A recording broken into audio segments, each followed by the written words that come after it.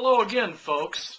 Matt Guide here from Live Life Fully Today, again with our video series on the quest for success. This is about part 3, and we've been talking about your quest for success, and we are on point 5. And just for review, let me read the last 4 points, and then we're going to get into today's short series lesson.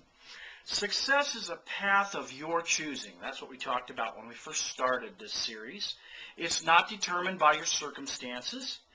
It's accomplished by doing certain things a certain way.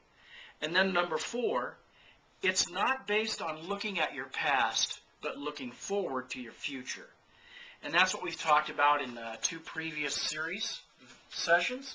And today I want to give you steps 5, 6, and 7 on the quest for success. Point number 5 in our quest for success series here is that success is a process. It's not a one-time event or just a one-time goal. I was listening to a wonderful story on the radio today as I went out to get my morning coffee.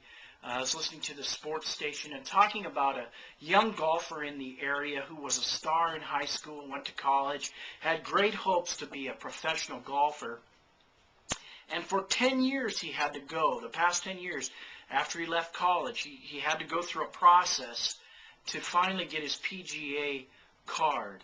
And it was a difficult process, and along the way he had different circumstances that could have gotten in his way. But he was able to overcome those things, and finally, in the last month or 2, he's gotten his PGA card. Very inspiring story. It's a process. He's still on that process, that young man. He's now going to be on the PGA Tour. And if he reaches his goal was to play professional golf, now his goal will change a little bit, or to be something more, to begin to win tournaments, to begin to improve his game. Even the great Tiger Woods, he still has a goal or process in mind to become better and better, to win more tournaments. The next point, point number 6, and I want to talk on this for a couple seconds here. I think it's real important. The great Earl Nightingale has said, success is a progressive realization of a worthy ideal. Don't you love that? A progressive realization of a worthy ideal. Progressive. It means it's something that we're always moving toward.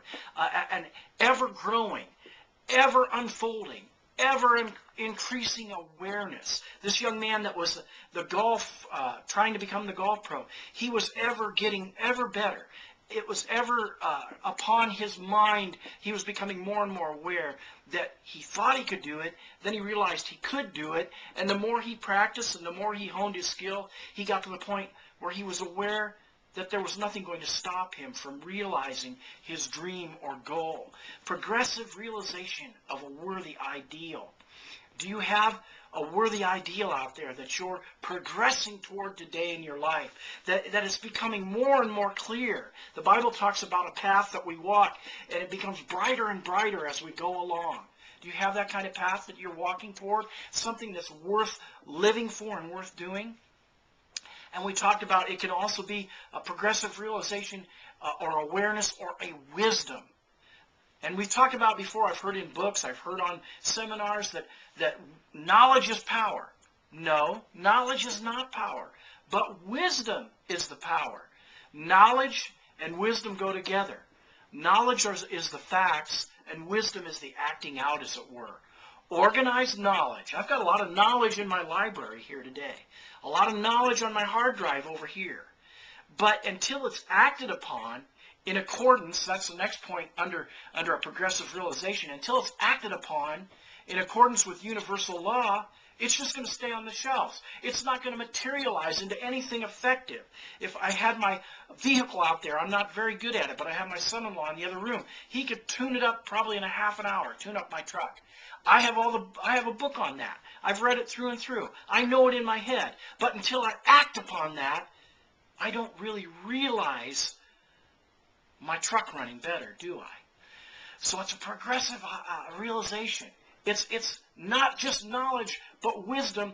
The acting on it brings power. And finally, step number 7, a wise person lives out and is embodied by and exudes wise acts. The wisest man in the world outside of Jesus Christ, I believe, was Solomon. Very wise man. He made a lot of wise decisions as he led the nation of Israel. One time, two women come to him and said that their child was the same, that this one child they were debating was they were both the mother of that children. Well, wisdom came to him how to solve that. He said, well, let's cut the child in half. And the real mother said, okay, that lady can have the baby. Right then he knew by wisdom, experience, by knowledge, by what he had learned over the years, that the real mother was the one that was able to let the child go because he didn't want the child to be murdered or damaged. Wisdom.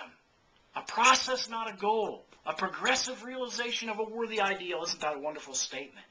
And finally, number 7, a wise person is embodied or lives or exudes wise acts. Are you finding wisdom today? Are you finding awareness and knowledge and putting that together, making wise decisions in your life, moving toward a successful lifestyle, a successful goal? The quest for success is what we're on.